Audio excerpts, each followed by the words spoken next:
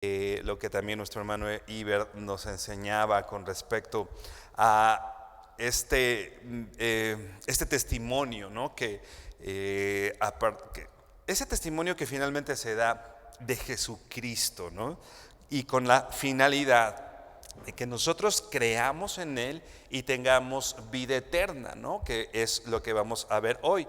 Entonces, este testimonio, hablaba nuestro hermano Iber de este testimonio externo, por ejemplo, las cosas que testifican, ¿no?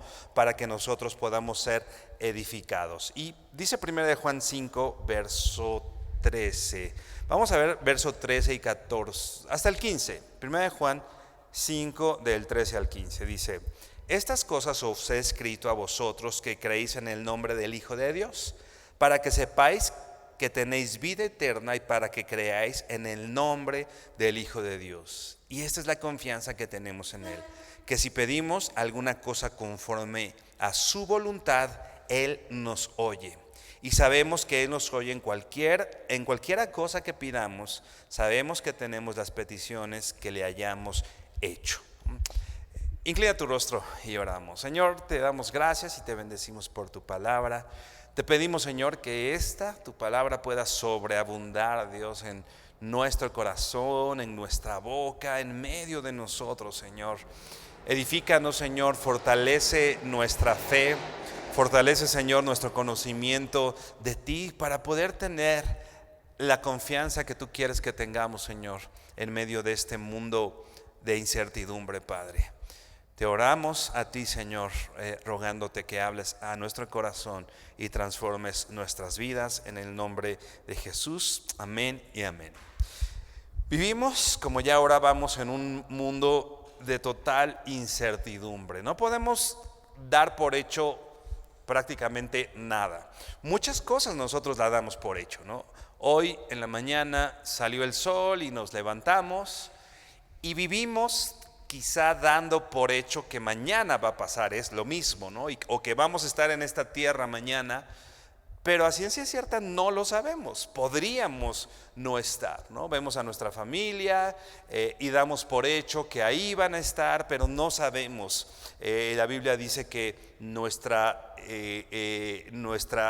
paso por esta tierra, nuestra vida es por un poco tiempo, ¿no? Y que va a terminar y no sabemos cuándo, no sabemos en qué momento. Finalmente, repito, nuestros días son cortos, nuestros días son como la flor de la hierba. Así es nuestra vida, así es la vida del ser humano.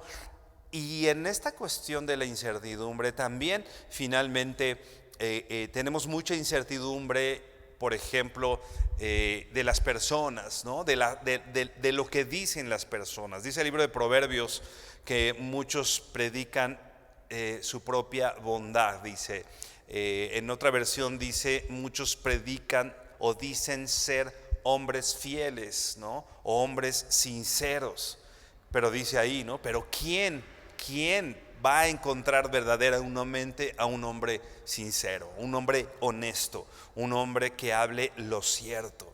La verdad es que es difícil, ¿no? Nosotros de pronto desconfiamos o podemos desconfiar de una persona del que vende en el tianguis. Desconfiamos de pronto de que tal vez no nos dan el peso adecuado cuando vamos por el pollo. Desconfiamos tal vez de un abogado, ¿no? De que si el de la gasolina a lo mejor está ahí adulterada. Vivimos en un mundo de incertidumbres, ¿no?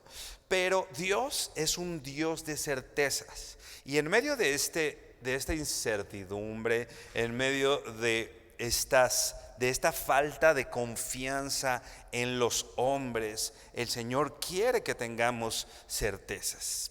El Señor quiere que tengamos confianza, convicción en algunas cosas, porque Él es un Dios de certezas que quiere que la tengas. Obviamente esta certeza, esta verdad, esta seguridad, esta confianza solamente la vamos a obtener y vamos a ser edificados en ella a través de su palabra.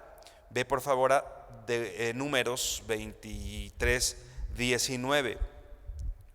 Números 23, 19. Hablando un tanto del carácter de Dios. Y la Biblia dice así en Números 23, verso 19.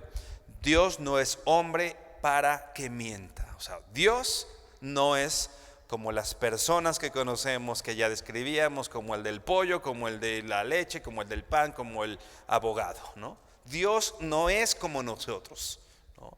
Dios no es hombre para que mienta, ni hijo de hombre para que se arrepienta. El Señor lo que dice lo cumple. Su palabra es confiable. Si Dios dijo, lo va a hacer, ¿no? Ya le decía Dios a Jacob: yo voy a hacer contigo lo que dije que iba a hacer, ¿no? Independientemente de lo que tú hagas, de lo que tú pienses, a veces nosotros creemos que estropeamos los planes de Dios, pero finalmente si Dios dio una promesa, si el Señor dijo algo, eso se va a cumplir, porque Dios no es hombre para que mienta, ni hijo de hombre para que se arrepienta. Dice, sigue diciendo el texto, Él dijo y no hará, habló y no ejecutará, ¿no? El Señor dijo. Ve por favor ahora a Romanos 3, vamos a leer versos 4 y 5. Romanos 3, 4 y 5. El carácter de Dios es confiable, el carácter de Dios es verdadero, habla de verdad, de seguridad, de fidelidad, no como nosotros acostumbramos. Nosotros a veces, ahorita vamos a Romanos 3, nuestra relación con Dios, incluso nuestras relaciones con las demás personas, las vemos por el cristal de lo que hemos vivido nosotros, ¿no? Incluso vemos a Dios con el cristal de la desconfianza que tenemos en el hombre. Hace tiempo, por ejemplo, fuimos a un orfanato, ¿no? con unos hermanos con los que hacíamos cosas. Fuimos al orfanato, la idea era hablarles a los niños de Cristo, del Señor, les llevamos ahí algunos regalos. Pero cuando llegamos nos dijeron inmediatamente: por favor, no les digan o no les hablen de su papá, porque siempre vienen, no era un orfanato cristiano, siempre vienen iglesias y les dicen, por ejemplo, Dios es tu papá, ¿no? ¿Y qué pasaba en la mente de los niños? Su papá los había abandonado, ¿no? Su papá los había maltratado, abusado, ¿no? Entonces, si tú llegas a un niño y le dices, Dios es tu papá, no, gracias, ¿no? Porque ellos tienen en la mente algo, ¿no? Y nosotros muchas veces nos relacionamos así con Dios, ¿no? Si creemos que vivimos en un mundo de incertidumbres y todos mienten, ¿no? Eso, incluso sin nosotros hacerlo de manera consciente, ¿no? Nos cuesta trabajo incluso creer en lo que Dios ha dicho que va a hacer. Ahora se dice Romanos 3, verso 4, dice: de ninguna manera, antes bien, dice aquí, sea Dios veraz y todo hombre mentiroso. Como está escrito, para que seas justificado en tus palabras y venzas cuando fueres juzgado. Y si nuestra injusticia hace resaltar la justicia de Dios, ¿qué diremos? ¿Será injusto Dios que da castigo? Hablo como hombre. Sea Dios veraz. En otras versiones dice, antes bien, Dios dice la verdad y todos los hombres son mentirosos, ¿no? Dios es el único que dice la verdad. Pero algo importante que yo encuentro en este texto, ¿no? Dice, y vences cuando fueres juzgado, y si nuestra injusticia hace resaltar la justicia de Dios, ¿no? A veces preguntamos, incluso creo que la semana pasada hablábamos un poco de esto, del dilema del mal y por qué el Señor permite ciertas cosas, la injusticia, que entrara el mal. Pero finalmente aquí dice, ¿no? Nuestra injusticia hace resaltar la justicia de Dios, ¿no? El que todos nosotros seamos mentirosos, el que el hombre por naturaleza sea mentiroso, hace resaltar la veracidad de Dios, hace resaltar que Dios dice la verdad, hace resaltar que Dios habla y es, repito, totalmente confiable. Regresa a 1 de Juan 5, verso 13.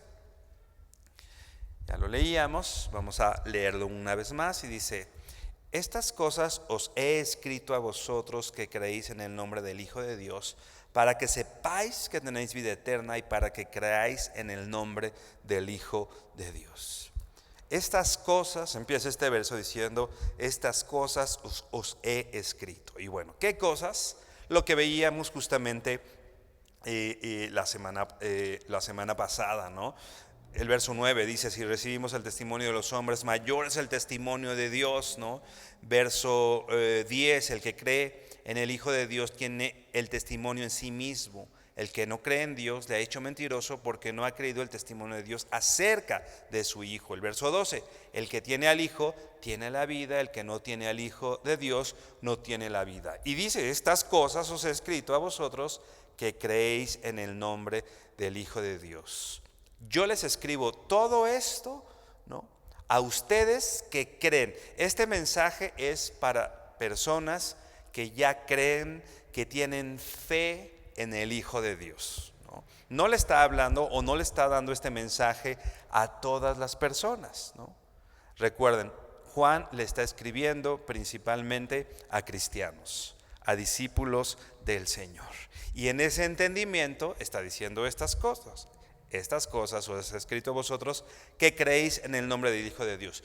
Tú ya tienes la confianza, tú ya tienes fe en el Hijo de Dios, o en que Cristo es el Hijo de Dios, y has depositado tu fe en Él para salvación, ¿no? Tú sabes que Él te ha salvado a través de la obra de Jesucristo. Pero con todo y que tú ya crees en el Hijo de Dios y que Dios ya ha puesto esa fe en ti, es importante que sigamos creciendo y que tengamos, lo que ya decíamos, certezas. Tú que crees en el Hijo de Dios, es importante que sepas que tienes vida eterna. Que sepas. No es que dudes, no es que a lo mejor tengo vida eterna, a lo mejor no tengo vida eterna. Dios está interesado que tengas la seguridad de la salvación, ¿no? A veces cuando hablamos con personas, muchas veces hacemos una pregunta al principio y les decimos: oye, ¿tú eres un hijo de Dios? Y titubean un poco, ¿no? Bueno, así como que, ¿no? Y de pronto, bueno, a ver, replanteo. Si tú te mueres hoy, ¿a dónde te vas, no? Bueno, es que no sé, ¿no? Si tú eres un hijo de Dios, Dios no quiere que estés así. ¿De qué va a pasar con tu vida después de la muerte? No, Dios quiere que tengas una certeza, que tienes vida eterna. A Dios le interesa que tú tengas esa confianza, esa certeza, que tengas por cierto que eres poseedor de la vida eterna, ¿no? Dicen Romanos: el Espíritu mismo da testimonio de que somos hijos de Dios, ¿no? ¿Para qué da testimonio de que somos hijos de Dios? Justamente para eso, para tener esa certeza, para que yo sepa que tenga vida eterna. Esta palabra saber quiere decir, ¿no?, tiene un significado amplio. Quiere decir haber visto, haber percibido, percibir por los sentidos, experimentar. La fuerza de haber experimentado algo y que lo sabes de primera mano, ¿no? Si tú nunca te has quemado, pues puedes saber que si metes la mano al fuego te puedes quemar, ¿no? Pero si tú ya te quemaste, ya sabes, o sea, ya nadie te está aplicando, nadie te platica, tú ya sabes qué se siente, ¿no? Y le puedes decir a alguien: oye, no metas la mano ahí porque duele un montón, ¿no? Esa es la palabra que el Señor ocupa para sepáis, para que tú tengas un conocimiento pleno, basado en la fe, basado en su palabra y basado en lo que el Señor te ha permitido vivir, ¿no? para que tengas esta certeza. Esta palabra sepáis denota también o habla de seguridad.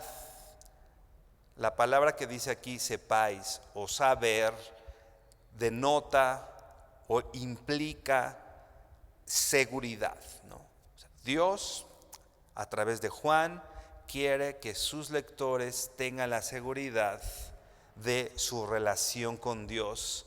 Y no solo saber que tiene una relación con Dios, sino todos los beneficios que tenemos por ser hijos de Dios o por tener esta relación con el Señor, ¿no? Finalmente, el beneficio es vida eterna. Por eso dice, ustedes ya creen en el Hijo de Dios, ¿no? Ustedes ya tienen esa fe. Pero también es importante que sepan que al creer en Cristo tienen un beneficio, tienen la vida eterna. Dios, aquel que es veraz, aquel que no miente, le promete a sus hijos vida eterna.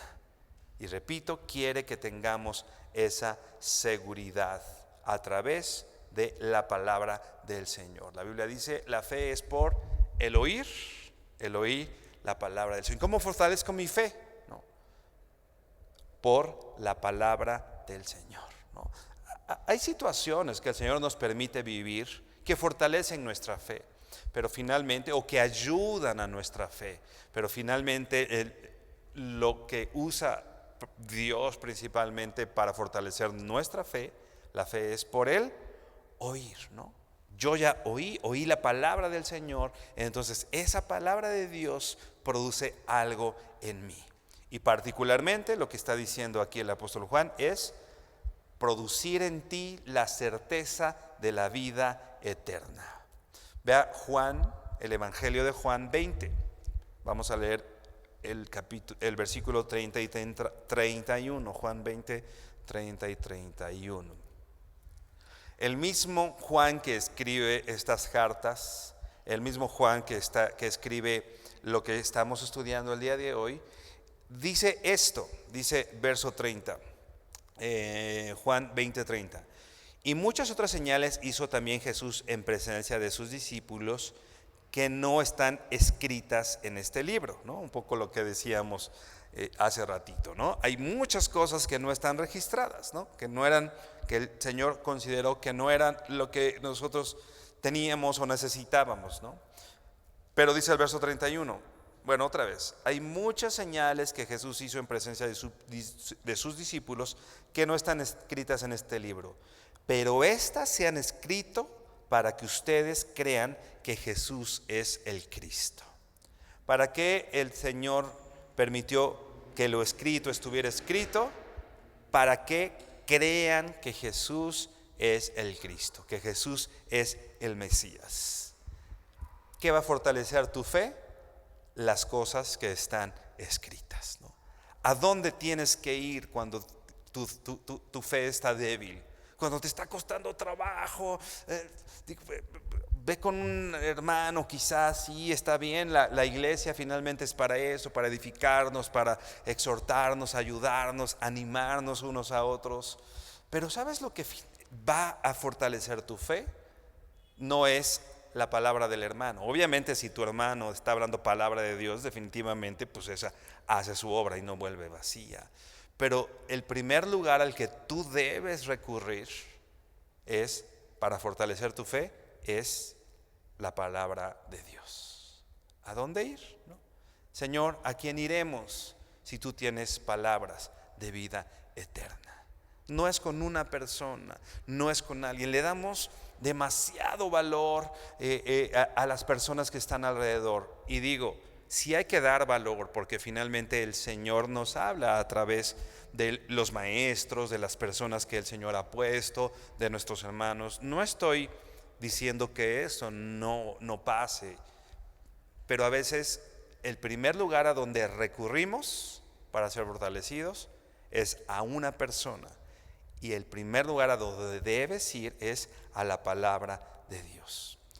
Estas cosas, verso 31, se han escrito para que ustedes crean, para que ustedes tengan fe que Jesús es el Cristo, el Hijo de Dios, y para que al creer tengan vida en su nombre. Finalmente es a quien Juan está dirigiendo estas palabras que estamos estudiando. Yo les escribo todas estas cosas a ustedes que creen en el Hijo de Dios, ¿no?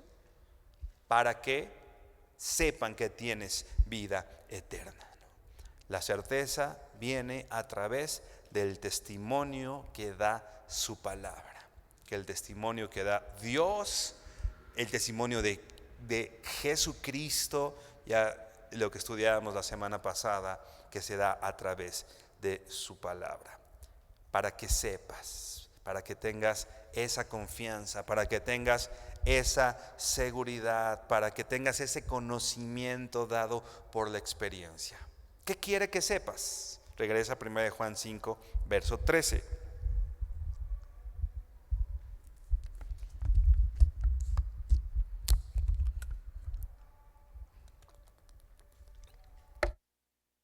Sí.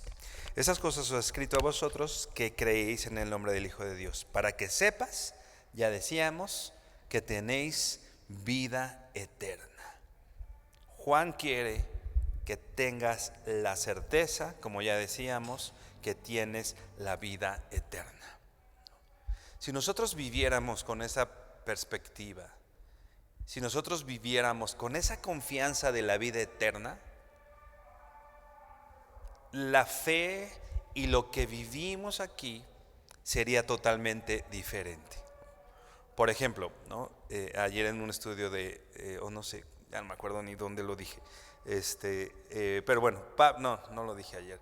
Pablo le dice a Timoteo, dice: a los ricos de este mundo, en la segunda carta de Timoteo, a los ricos de este mundo, diles que no pongan su confianza en sus riquezas, sino que en el Señor, ¿no? Y finalmente dice, no, que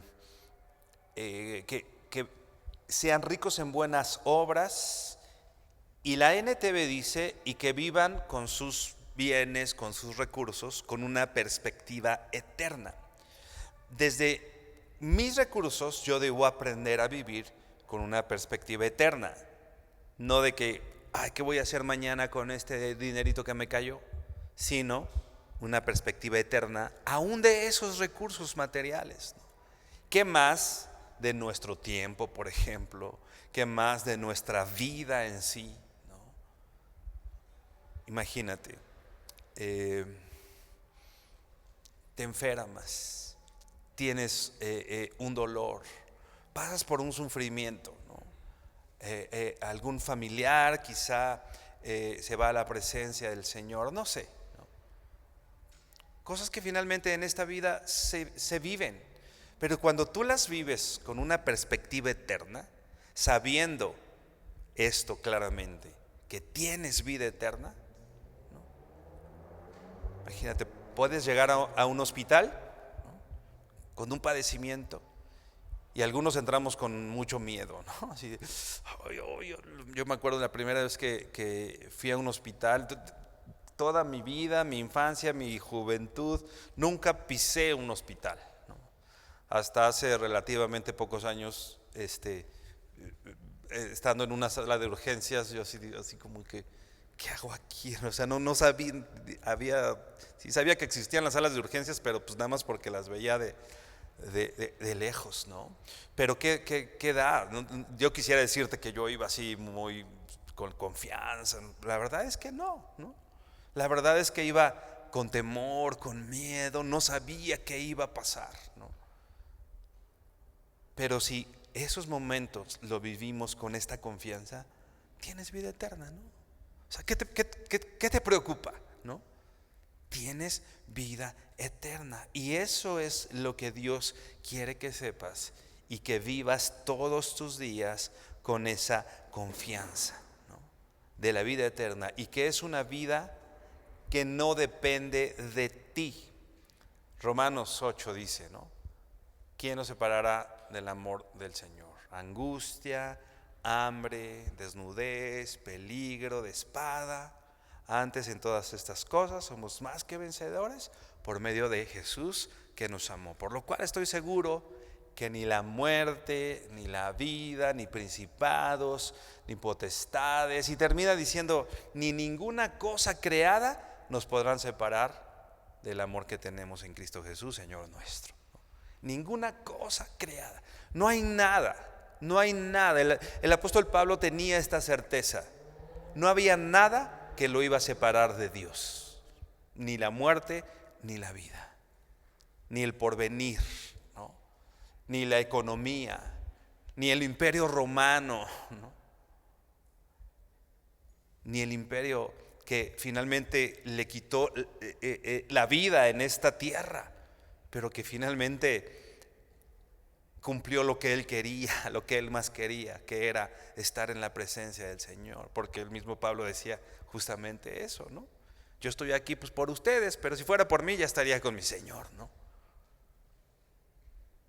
Esa certeza que lo hacía vivir de una manera valiente. ¿Cómo administras tus recursos? ¿Cómo administras tu tiempo cuando te sabes poseedor de la vida eterna? Y de una vida eterna que no obedece o que no es respuesta o que no es resultado de algo que tú hiciste, sino algo que Dios hizo, que es resultado de la misericordia de Dios en tu vida, ¿no? Y que, como dice el apóstol Pablo, ninguna cosa creada, ni tú mismo, tú fuiste creado, ¿no? Ni tú mismo puedes hacer nada que te separe del amor de Dios. Digo, si ya eres alguien que cree en el Hijo de Dios, ¿no? Nada te podrá separar del Señor, ¿no? Dios quiere hoy que tengas esa seguridad de la vida eterna. ¿Qué otra cosa? Regresa a 1 Juan 5, ahora el verso 14.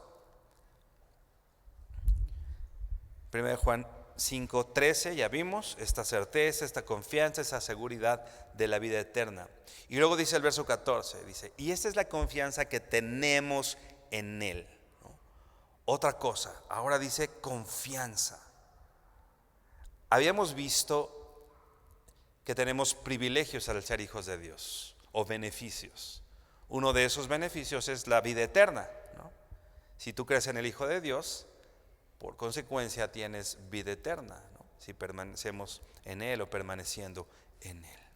Ahora hay otro beneficio que tenemos al ser nacidos de Dios, y ese beneficio o ese privilegio que tenemos es que puedes hablar con tu Padre Celestial y tener la confianza que Él te escucha y te responde, ¿no? ¿Te imaginas? La verdad es que esta cuestión de la oración son esas cosas que damos por hecho, ¿no? Oramos y mañana oro y quizá en la mañana oro un ratito y en la noche otro ratito.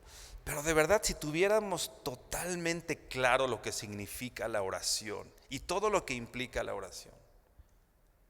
Imagínate, estás llegando ante Dios y el Señor te está abriendo su oído. Y dice que podemos llegar ante su trono de gracia, que tenemos un camino nuevo y vivo abierto al Padre, ¿no? Que costó la sangre de Cristo.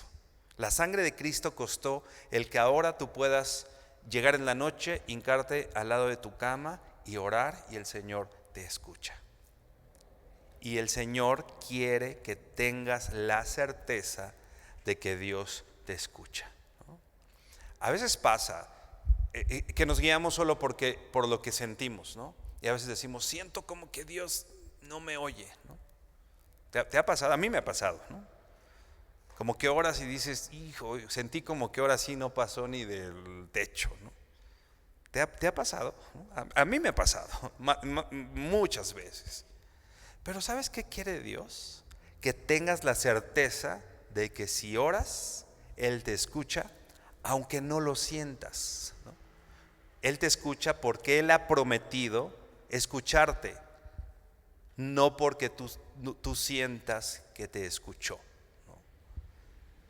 Esta es la confianza que tenemos en Él, que si pedimos, bueno, la palabra confianza, esta palabra confianza, cuando dice, esta es la confianza que tenemos en Él, es una palabra griega que significa libertad de expresión, ¿no? Que puedes expresarte delante de Dios, ¿no? Falta de reserva en el habla, hablar abierta y francamente, sin disimulo, sin ambigüedad, ¿no? Algo que me llama la atención, que quiere decir sin el uso de cifras o comparaciones, ¿no? Confianza libre, alegre, seguridad, ¿no? Es una palabra, te decía, muy amplia. Esta actitud que te da la confianza de que puedes decir lo que quieras decir. Hay veces que nosotros nos guardamos ciertas cosas, y no por mal, ¿no? Y no porque sean necesariamente secretos, ocultos y todo eso, pero hay veces que no puedes ser delante de algunas personas como realmente eres, ¿no? No quiero decir que sea algo necesariamente bueno, pero es la realidad, ¿no? O hay veces que dices, ay, esto no lo puedo decir aquí, ¿no? Mejor, ¿no? Y hay cosas que tú le dices, por ejemplo, a tu familia tal vez, ¿no? Y que no le dices a todo mundo, porque son cosas quizá más íntimas, más cercanas, ¿no?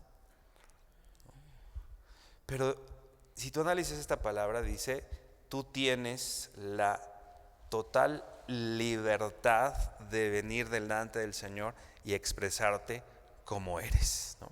No tienes que ocultar nada delante del Señor. Él te conoce. ¿Qué vas a ocultarle, no? No vas a llegar a decirle a tu líder de ministerio, le puedes decir, sí, oré en la mañana y sí hice mi devocional todos los días, ¿no? Pero al Señor no le vas a decir, Señor, sí hice mi devocional, cuando no lo hiciste, ¿no? O sea, Él sabe si lo hiciste, o Él sabe si no lo hiciste. A cualquiera lo puedes engañar.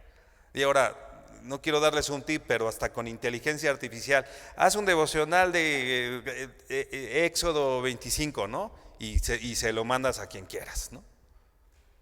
Pero al Señor no lo engañas, ¿no?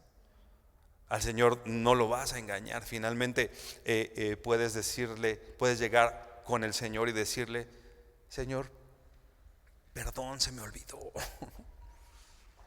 Perdón, se me pegaron las cobijas, ¿no? Puedes tener la total confianza de ser quien eres. Digo, no estoy justificando que cada vez llegues y dices, ay, Señor, se me olvidó, ¿no? Eso es confianza, no cinismo, ¿no? Es confianza, no hacer lo que quieras, ¿no? Tienes la confianza de venir delante del Señor y ser como eres, como un padre que es, ¿no? Mis hijas, digo, a ver si no me balconea mi hija por ahí, pero mis hijas saben, ¿no? Si estoy, es más, sí, hasta de más, ¿no? De pronto estoy tal vez estudiando, haciendo algo y pues ellas saben que pueden venir, ¿no? Y ellas saben que estoy en algo, ellas tienen claro que yo estoy haciendo algo y que necesito hacerlo y que es importante que pase tiempo estudiando y que pase tiempo preparando, no sé, los estudios, las predicaciones, etcétera. Pero ellas saben que si quieren, o sea, yo no normalmente lo hago con la puerta abierta, ¿no? Y ellas pueden venir en el momento que quieran, ¿no? Y hay veces que nada más me dicen, oye, te quería decir esto así rápido, y ya se van, ¿no? Si es necesario más, pues bueno, ya vemos y platicamos. O sea, no tienen que hacer una cita, ¿no? Y mandarme un WhatsApp, oye, ¿puedo hablar contigo mañana a las 3 de la tarde? ¿No? Ellas no necesitan hacerlo, ¿no? Estoy dormido y pues tienen la confianza de despertarme. Así con el Señor, como un papá, ¿no? Señor,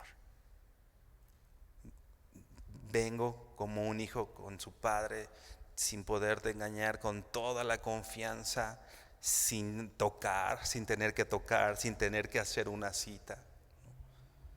Y tú debes tener la certeza, tú debes tener la confianza en Él. Dice aquí que si pedimos alguna cosa conforme a su voluntad, Él te oye. Él te oye. Ve por favor Efesios 3, versos del 11 al 13. Efesios 3.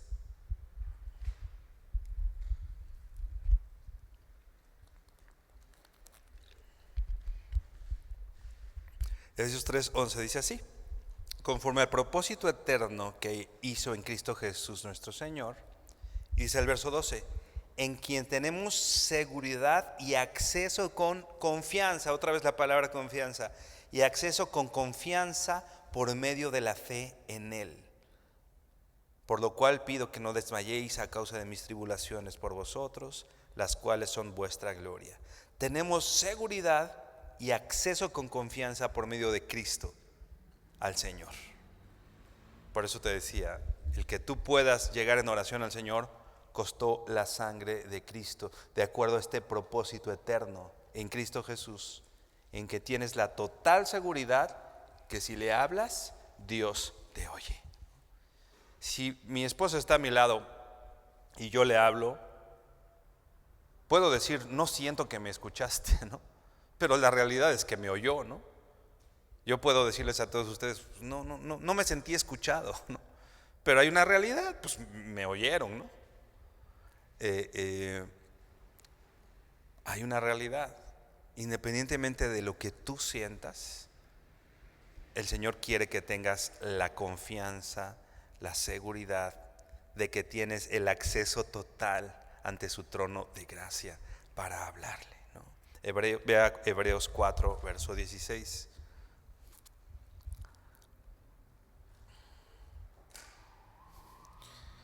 Hebreos 4:16 dice: acerquémonos pues confiadamente al trono de gracia para alcanzar misericordia y hallar gracia para el oportuno socorro. Acerquémonos pues, ¿qué dice? Confiadamente. Para hallar, dice, para alcanzar misericordia y hallar gracia. A veces cuando necesitas misericordia y necesitas gracia, lo que hacemos es alejarnos de Dios, ¿no? Cometí algo, pequé, entonces no me siento digno, ¿no? Y en efecto, no lo somos. ¿Pero qué? Pero lo somos en Cristo. Entonces, si tú necesitas encontrar misericordia y hallar gracia, ¿qué tienes que hacer? Acércate confiadamente al trono de gracia. ¿Por qué te puedes acercar confiadamente al trono? Porque es un trono de gracia. Porque no es de acuerdo a lo que has hecho. No es porque eres bueno. No es porque te portaste bien. No es porque haces bien las cosas. ¿Por qué? Porque es eso, un trono de gracia. Ese camino que dice Corintios, nuevo y vivo abierto al Padre, ¿no? Regresa por último ya, 1 Juan 5, verso 14 dice: y esta es la confianza que tenemos en Él, que si pedimos cosa alguna conforme a su voluntad, Él nos oye. La certeza de que Él nos escucha, obviamente, algo importante, dice, si pedimos alguna cosa conforme a su voluntad, conforme a su voluntad. Si yo tengo una relación cercana a Dios, si yo conozco a Dios y sé su carácter, yo voy a pedir cosas de acuerdo a su voluntad, ¿no? No en nuestra voluntad. Y finalmente Dios va a cumplir su voluntad con mis oraciones o sin mis oraciones, ¿no? Porque Él es Dios, ¿no? A veces pensamos equivocadamente que la oración es como una cierta llave para que el Señor cambie su voluntad, o el Señor tiene las manos atadas y necesito que ore para que Él abra sus manos y entonces ya pueda hacer las cosas. ¿Sabes que el Señor, si tiene algo en su voluntad, lo va a hacer de cualquier manera, ¿no? Más bien, Dios quiere que veamos su voluntad y que podamos discernir su voluntad a través de su palabra y finalmente oremos su voluntad, ¿no? Habitualmente pongo este ejemplo. ¿no? Si tú vas si mando a mi hija a la tienda y le digo, dile a la señora de la tienda que anote a mi cuenta tal cosa, ¿no? Y ella llega con la señora de la tienda y dice mi papá, vengo de su parte, ¿no? Y quiere que, no traigo dinero, quiere que anotes a su cuenta, sí que te doy. Y pide unos chetos, un mazapán, una lechita de chocolate y 7 dubalines, ¿no? Va a decir el de la tienda, no, pues sí, vienes de parte de tu papá. No, evidentemente está pidiendo lo que ella quiere, ¿no? Pero si ella dice, vengo de parte de mi papá y vengo por leche, pan, frijoles, y tal vez sí una lechita de chocolate, pero una, no 7 dubalines, ¿no? En su petición se hace evidente de parte de quién va, si de parte del papá o si de parte de su ronco pecho, pues, ¿no? Dice Santiago, no tienes porque no pides. Algo importante, pídele al Señor. Hace ratito que estábamos en la alabanza,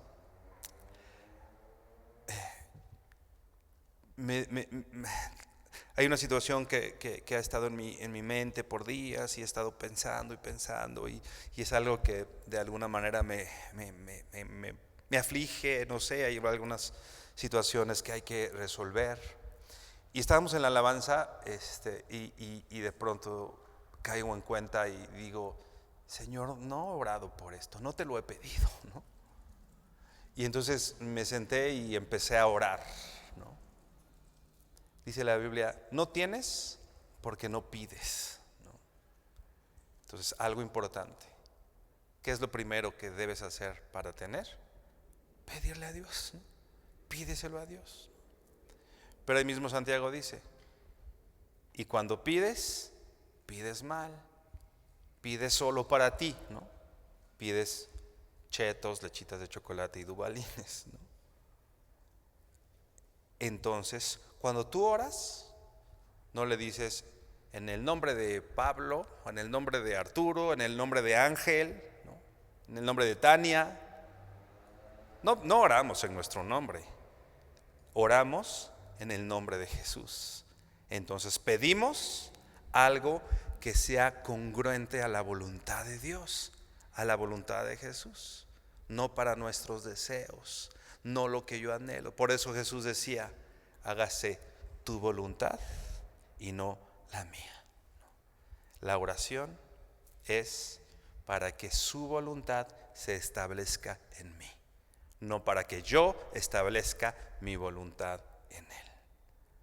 Y su voluntad es buena, es agradable y es perfecta. Por eso dice aquí, si pides alguna cosa conforme a su voluntad, Él va a responderte, Él va a escucharte y Él va a hacerlo. Pero es importante que nosotros vengamos a su palabra para estas dos cosas, principalmente para que tengas confianza y te acerques confiadamente y sepas que Dios te oye. Dios quiere que sepas que te escucha. Y tienes que venir a la palabra para que puedas orar, para que podamos orar de acuerdo a la voluntad de nuestro Señor. Inclina tu rostro y oramos. Bendito Señor, qué precioso y grande eres, amoroso Señor, gracias. Porque nos diste a tu Hijo, Señor, y te revelaste a nosotros y diste testimonio de Él en nosotros, Padre. Y hoy ese misterio que estaba velado para muchas personas, para nosotros es una realidad y es una verdad. Y hoy nosotros podemos creer que Jesucristo es el Hijo de Dios y que somos salvos, Señor. Gracias por la seguridad que tenemos en la vida eterna, Señor. Gracias, bendito Padre, porque hoy tenemos la confianza de que si hoy dejamos este mundo, estaremos en tu presencia, Señor. Si es mañana, estaremos en tu presencia. Si es en 10, 20 años, cuando tú nos llames, Señor, estaremos en tu presencia, Señor. Y eso nos da una perspectiva diferente, Señor, para vivir en este mundo. La perspectiva de la vida eterna que tenemos, Dios. Y también, Señor, gracias por la confianza que te interesa que tengamos en nuestro corazón, de que cuando hablamos nos escuchas, Señor, de que podemos venir delante de ti confiadamente, que podemos ser quien somos delante de ti y que tú nos escuchas, Señor. Qué privilegio, Señor, tan grande. A veces pensamos que está muy lejano el día que podamos hablar con alguien importante, con el presidente, con el gobernador, con alguien, Señor, que quizá podría ayudarnos en algún asunto, Señor. Y olvidamos y dejamos a un lado que podemos hablar contigo, que gobiernas sobre todas las cosas, que eres el Rey de Reyes, el Señor de Señores, y que en nuestra incapacidad, Señor, debido a nuestro pecado, tuviste que enviar a tu Hijo para que a través de la muerte y de la sangre de tu Hijo Jesucristo, que se entregó para redimirnos, para pagar el precio de nuestros pecados, y llamándonos tú justos, justificados por la fe, tenemos paz para contigo, Señor, y poder venir y hablarte y estar contigo y escuchar tu voz y estar en tu presencia, Señor, y escuchar cómo nos hablas y el saber que nos escuchas y el tener tu abrazo, el tener tu consuelo, el tener tu apapacho, Señor, y la confianza de que estás ahí, que tú nos escuchas, Señor. Enséñanos, Señor, a orar. Enséñanos, Señor, a depender de ti en todo y por todo, Padre. Enséñanos, Señor, a, como decía el apóstol Pablo, a ser hallados en ti, Señor. Que cuando alguien nos busque en ti y ahí nos pueda encontrar, Padre. Te bendecimos, te honramos, te damos gracias en el nombre que es sobre todo nombre, en este nombre precioso de Jesucristo. Amén. Hermano, que el Señor